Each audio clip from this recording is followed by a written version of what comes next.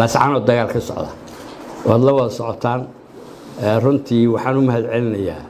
dadka ka qayb galay ee shacabka ah ee tolka ah ee ka qayb galay naf iyo maalba aad baan ugu mahadcelinayaa waxaa jirta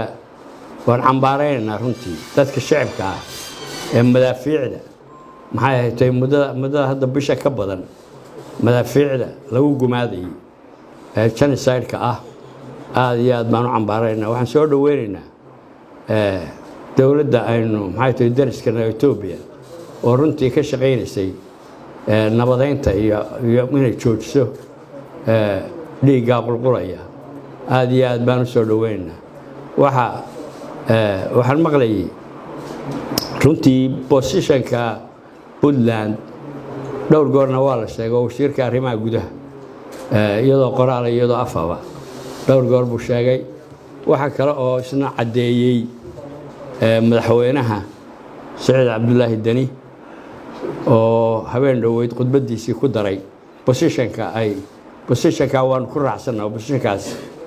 waa wuxuu yidhi anagu kama qaybnihin xoogaa baan kaga gedisanoo kama qaybnihin buu yidhi kamana qayb noqon doono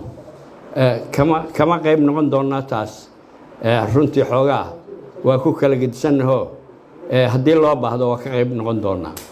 waayo ma eegan karo dadkii Puntland reer Puntlandka ahaa oo la gumaadayo